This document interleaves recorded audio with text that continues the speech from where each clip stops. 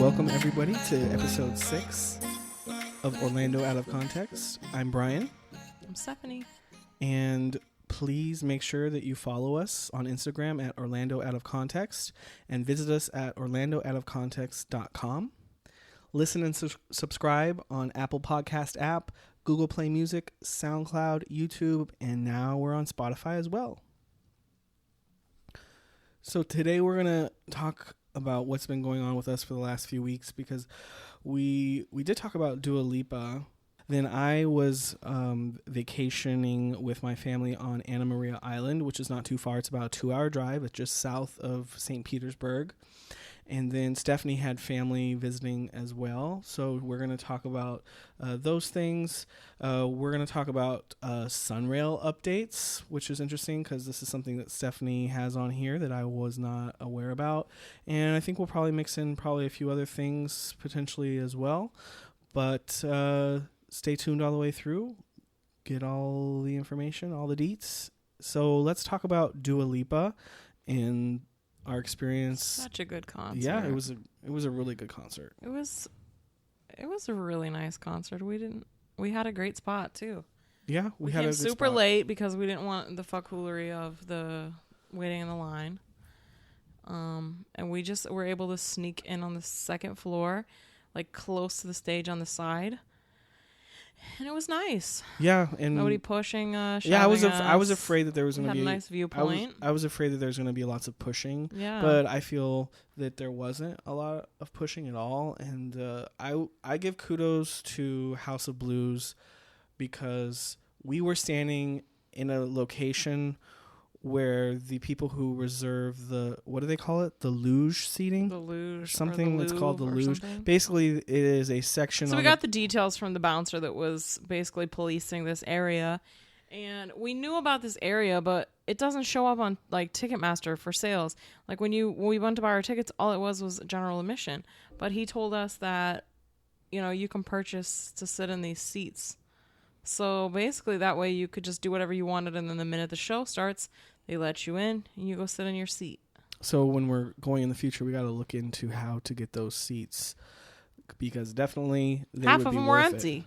Well, people just paid for it and didn't show. But that's why I have to say that I really give props to House of Blues and their staff, their security, for keeping people out of there who didn't belong in there. Because if they didn't, our view would have been blocked. Yeah. Because we were in a location where if they were sneaking on the other side of the rope, it happened a few times, then our view would have been blocked because we were following the rules. Yes. So I do have to say kudos to House of Blues for making it a great experience. I never was pushed or shoved. Entering was seamless. We went in kind of last minute. We didn't wait in line, like Stephanie said. And then leaving, we knew because we went running out. I started calculating because we were we were at the very furthest point from the one and only exit for the building. Yeah, I asked the security guard. I said, "All right, is there just one exit or there's another exit?" He said, "No, there's one exit." So then at that point, I was like, "All right, we got to figure out how we're gonna get the heck out of here. Book it out of here because I don't want to be stuck amongst all those." People. So I started to calculate, okay, what songs does Dua have left? And she had I Don't Give a Fuck left, and she had New Rules left. So I was like, okay, as soon as New Rule, those are going to be the last 2 songs. And Deuces, sure enough, we're out. Sure enough, those were the last 2 songs. As soon as like halfway through New Rules, we left our spot and got out of there, and I didn't deal with any crowds. I thought it was kind of short, though. I thought the concert was kind of short. Well, listen, it was about an hour and a half. She basically played her whole album, and she had like 3 feature songs. Yeah. I thought it was perfect for me, just the right length, because the opener wasn't very long. I don't know who it was because they didn't even tell us, and it wasn't on the ticket. I forget the name. Some YouTube person. I don't know. But Dua Lipa was a great show. Probably never going to see her in a setting like that again. No. And because just of how big she's gotten, I think that she'll probably last. I really love live music. Like, one of the songs, I don't really remember now what song it was, but it like literally brought me to tears. Like, I was just crying. And it's not even about like any kind of emotion I had attached to the lyrics of the song. Well, it's probably more like Dua's it moves me, like, her, just what hearing she's the going live through. music and hearing like just the lyrics, period. Not even that I relate to anything with them, but And she it's, can like, making me and cry. she can sing. Yeah, She definitely can good. sing. Just 2 dancers with her, I think. And it was a couple girls, and then there was like a guy playing piano, and I think maybe, I don't know. It was a great experience, and definitely Yeah, it was nice. glad that we did it. Didn't mind paying, as you might have heard in the previous episode, I paid $100. I did not mind paying that. We got in, we got out, and we're in bed by 11. So perfect night. A granny and grandpa's dream night out. All right, so I visited Anna Maria Island for the first time with my family. I'm shocked I've never been there because I've been to a lot of like little day trippy areas around Orlando, and that's one place I've never been. I was extremely impressed with it. Very impressed. I would say, well, let me just start off by saying it's about a 2-hour drive from Orlando if you have decent traffic. It's just south of St. Petersburg in terms of like a map, location on a map, and then you get to it through Bradenton.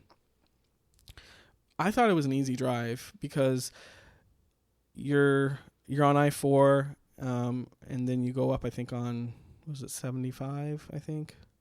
And it's a quick drive, in my opinion. It's 2 hours, but in my opinion, it didn't feel like 2 hours. So it's a quick drive. It's a good day trip, even if you just want to do a day trip from Orlando. And we stayed on the north side of the island, and that is the most beautiful. We could walk. My parents rented a beach house. We could walk from our beach house onto the beach, and the beach is gorgeous. It has like the finest sand that I think I've ever experienced. Like, you had this sand in your hand and a little wet, and you almost felt like it was like flour and it was gonna turn to like a dough. Of course it didn't, but that's what it felt like. It was almost gonna turn into That's like how the dough sand in is your at hand. Siesta Key Beach.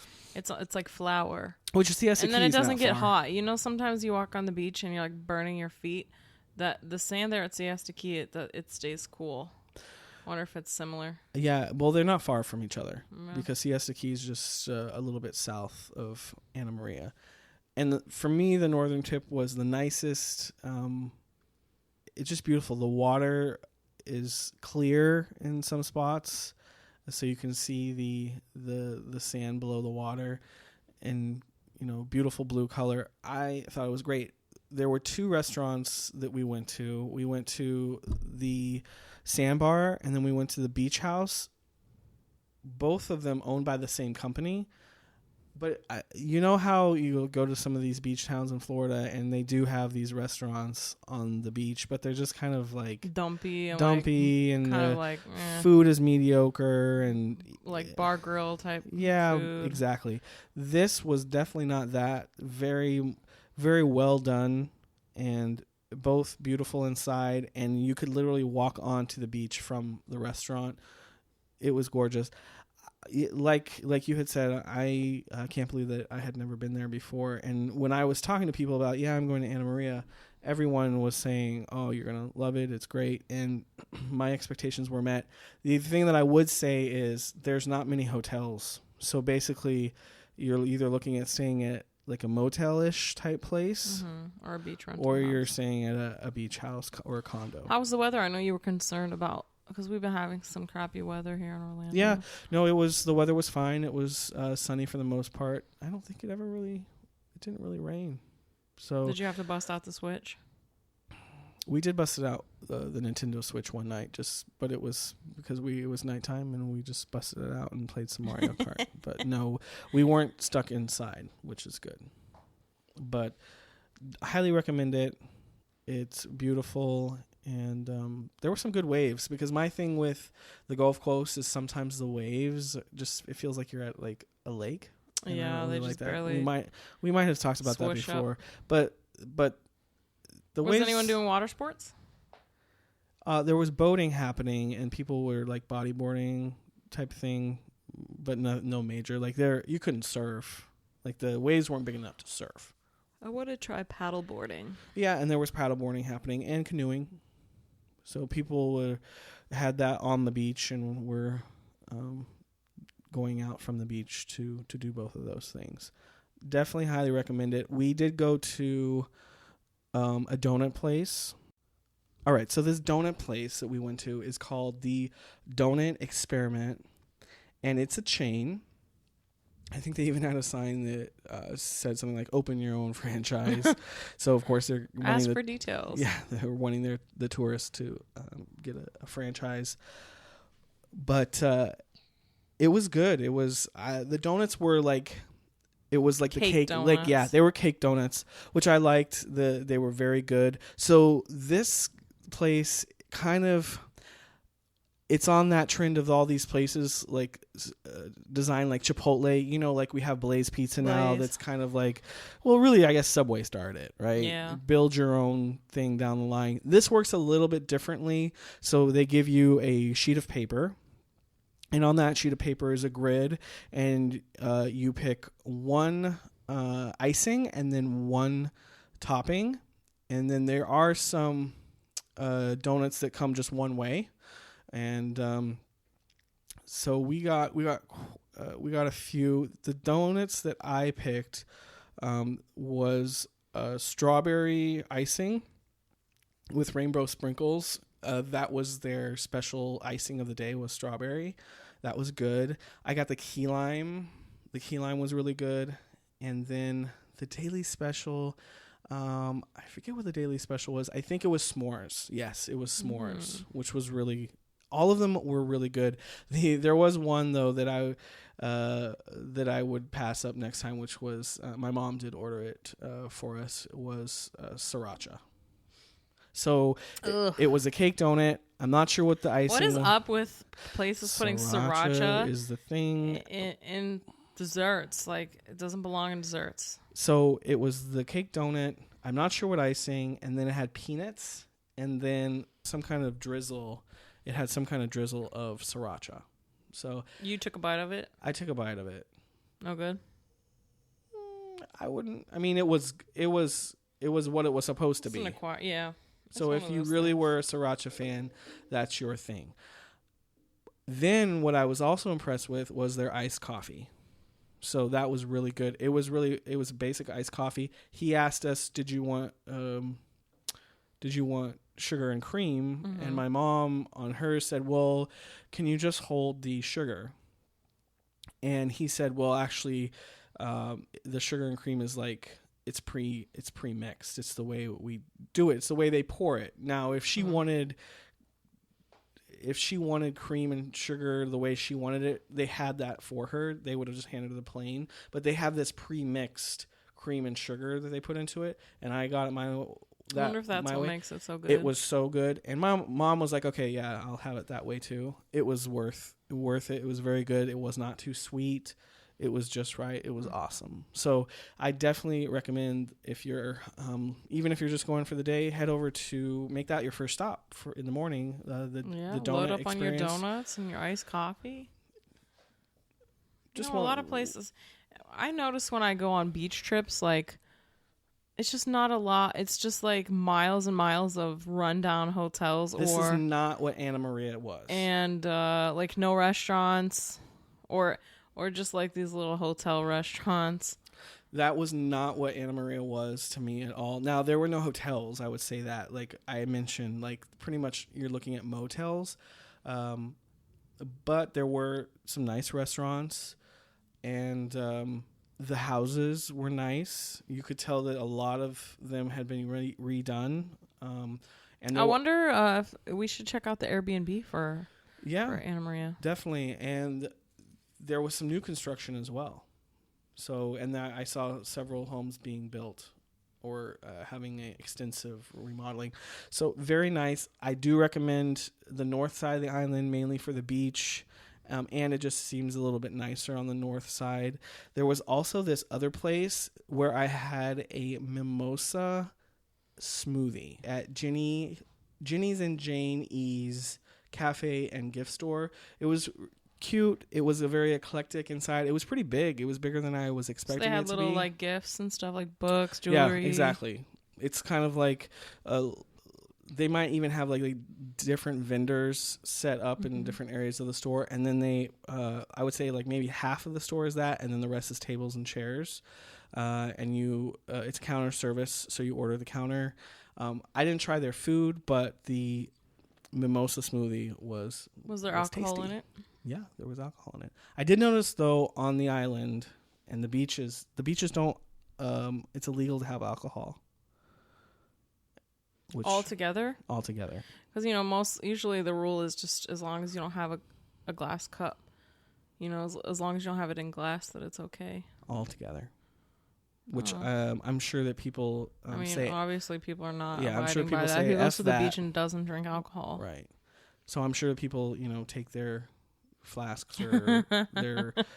Because nobody's really going to ask. Though I did see a sheriff on the beach, or whatever authority was on the beach. But yeah, I thought that was interesting. There seemed to be some rules on the beach. But the mimosa was very good. Any hotties at the beach, or was it like a bunch of old people?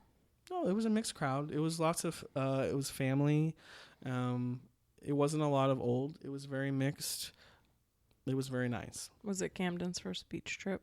I think this might have been Camden, my nephew's first beach trip. And he did it I think it took him a little while to get used to the water and the waves and all that good stuff.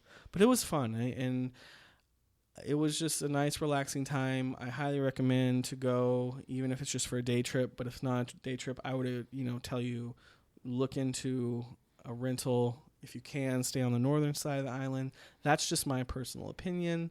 The north side is the best, the better. Cool. And I would say, yeah, there's restaurants, but take your own food, I would say, and cook in the house if you're renting a house.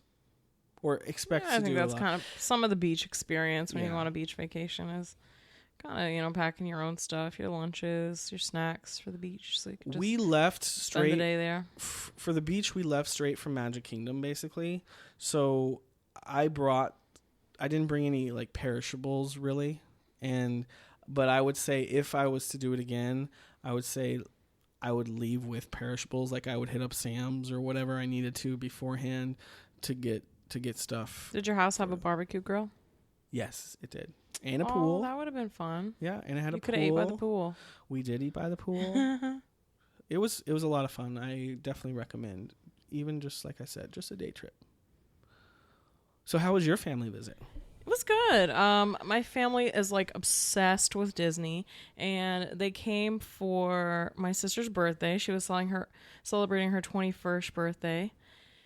And she wanted to spend it here with us. So luckily, Disney never does this. So I have an annual pass. I have a silver pass, which means my pass has blockout dates. There's several tiers that you can get. Silver, gold, weekday select, weekends only. And so right before my family got here, I was thinking that I was going to have to get one of my friends that works for Disney to let me in. And then my mom, she surprised me and bought me a ticket so that I could spend a second day with them, because my pass gets blocked out for the whole summer months, June, July, and almost the whole month of August. And it popped up on my phone, a push notification that they lifted the blockout dates for silver and weekday select pass holders. So if you have a pass, you can visit all 4 parks through June 29th. So not really like right before they cut you out so that you can't see Toy Story. But I'm hoping there might be a soft opening. I'm going to go there probably on the 29th just to see. Well, people are experiencing Toy Story now. Yeah, they had a cast preview last week. This is something else that I heard from some cast members, is that the cast members for like a limited time. Well, they recently got 2 comp tickets, but there was a limited time that they could use the comp tickets. So my guess is that Disney's projected attendance is not so great, and so they're looking to get people into the parks. I thought that because that's the only time they do things like that at Disney is to counterbalance, if they see a dip in the attendance. But the park was super packed. Wow. Like, it reminded me why I buy the Silver Pass and I don't go all summer, because it was so crowded. So the 2 for example, the 2 rides that never have a wait, which is a Journey to Imagination with Figment and Epcot. Never a wait. Never, not always. My whole life, walk in the building, walk straight up to board. The line was all the way to the door. We waited probably 15 to 20 minutes to get on that ride. Wow, that's a long time. And then at Magic Kingdom, the People Mover in Tomorrowland, they had an extended queue line set up. We probably waited 15 or 20 minutes for that too. Wow. And that's another ride that you just get directly on at all times, always. So it was super packed and it was hot. It was so hot. It was like in the 90s and there was not a cloud in the sky. We had fun. That's good. It was nice. My mom bought a little graphic on Etsy and made us matching t-shirts. We had matching t-shirts for didn't show me pics of the matching t-shirts because they were fine. They just said 2018 and one, I think the 0 had Mickey ears on it. It was good. And then my mom also bought side note, I kind of liked having the matching t-shirts just because I could spot them really easily across the park. Like when I came to because I was meeting there the day we went to Magic Kingdom, I was meeting my family there because they stayed at a hotel and Brian is not a matching t-shirts type of guy. But I came in and I saw my dad right away. So I was like, oh, there they are. I didn't have to call or anything. I think that's the point of matching shirts sometimes. I guess. But we got rose gold ears too. Todd got? Your no, stepdad got?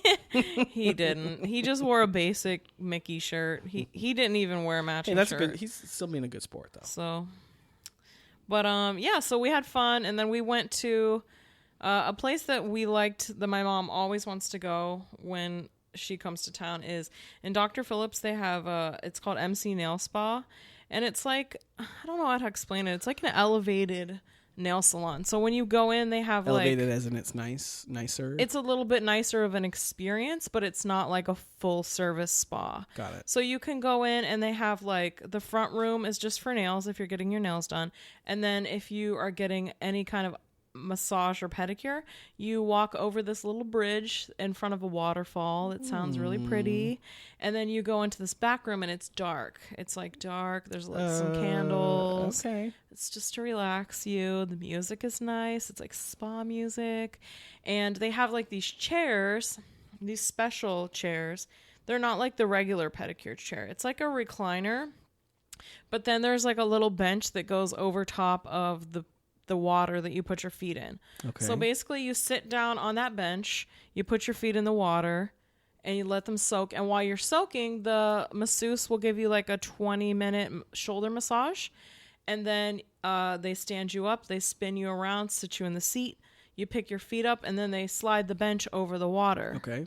And you lay your legs flat out on the bench, and they give you like a 20-minute foot massage.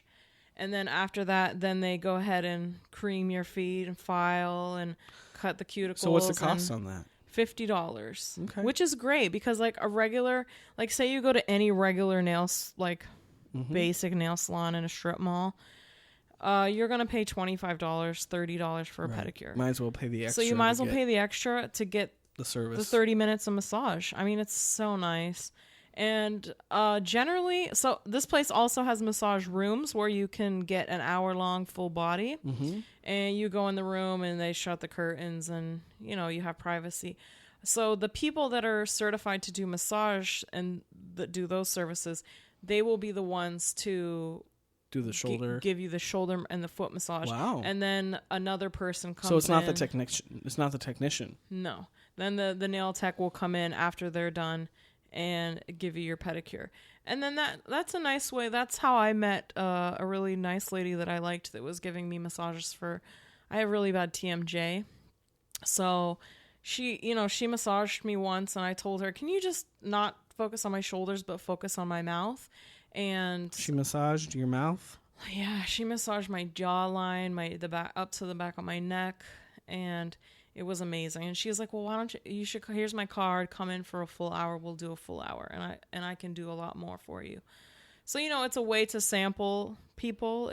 Sometimes you might get somebody you like more than others, their technique of massaging. Of So, I did a few sessions with her, but then I called one day to book an appointment. They were like, "Oh, she doesn't work here anymore." I'm like, "Oh, thanks. Elvira didn't even give me the heads up." But, so my family loves doing that. My family and my friend Rachel, Christy, my sister, and my mom, they love doing this because it's not something that we have. We don't have anything like this in our hometown. We just have the basic strip mall places. But, so we made an appointment. The three of us went there. We tried to get Todd to go. He said, "No, hell no. Hell no, I won't go." So where did you drop Todd at? We dropped him off at the bookstore. Barnes and Noble? The Barnes and Nobles that's a little bit down the strip mall. Link. And because he loves books, so we dropped him off there.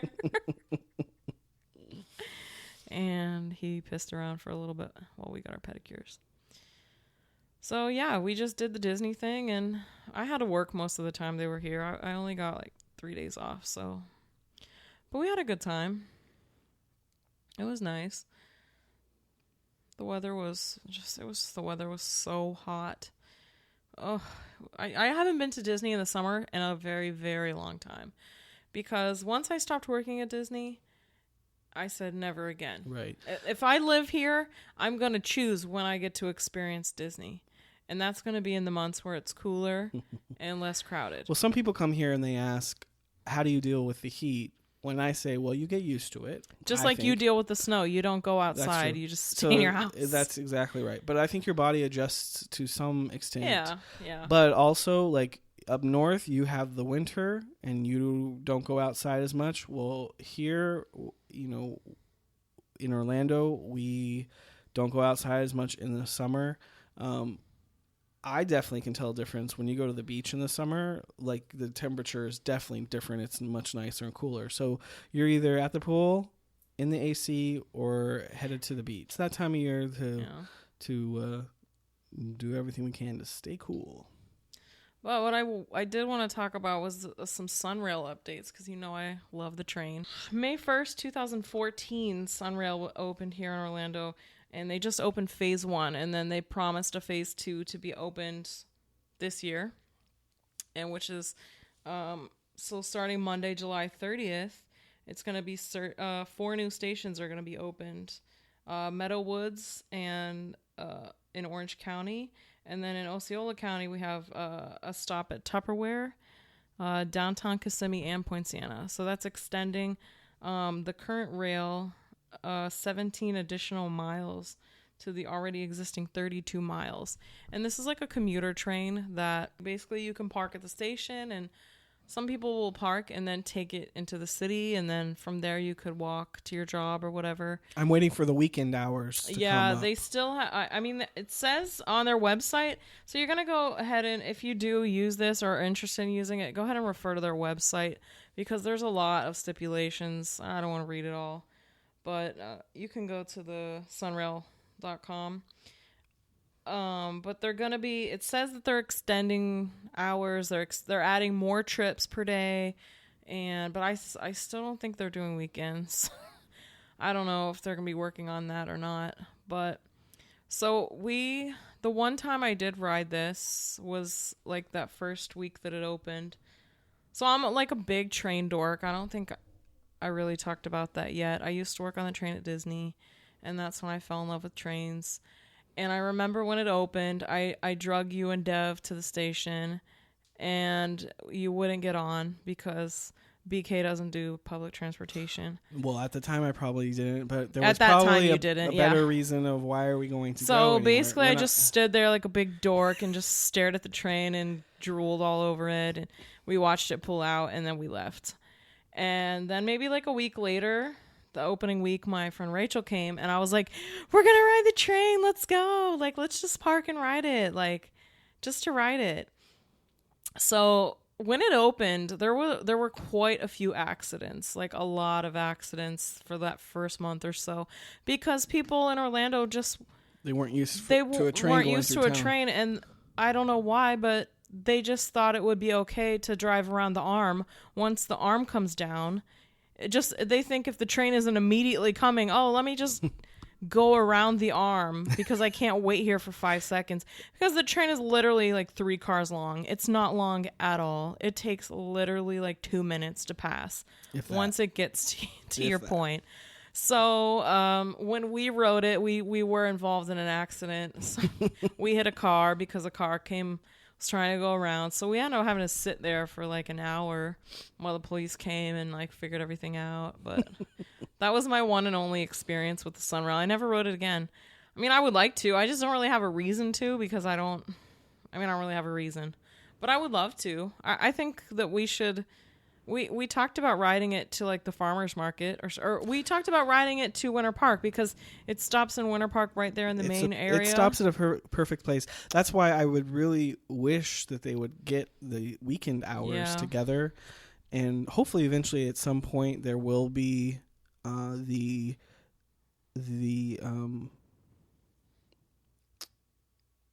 people will want, kind of call for it to have weekend hours. I think that for us, where we stand right now, probably the Tupperware station or the Florida Mall station probably be the most convenient. Yeah. It both are not really that convenient, but it would just be a nice, a nice option. And it's really nice. They have like a desk seating, so basically like 4 people. Like you're at a booth at a restaurant, and they have plugs. You can plug your devices in. You can do work while you're. Get your laptop out, do some work if you need to. It's really nice. It doesn't really go that fast. I mean, I liked it a lot. Well, hopefully it'll be used more and more. Other than being in the accident, it was super nice. Hopefully it'll be used more and more. And I'm looking forward to the Bright Line, which will take us all the way down to Miami. So that's cool. A different train. Yeah. But I've noticed, I follow them on Instagram, and I think that the West Palm Beach station is open now. The Fort Lauderdale station is open now, and they've just recently opened Miami. So those 3 stations are open. The final one to open will be Orlando. The one by the airport? Yeah, and that station's already built. I think at this point they just need... It is so big. It's like ginormous. It's it looks...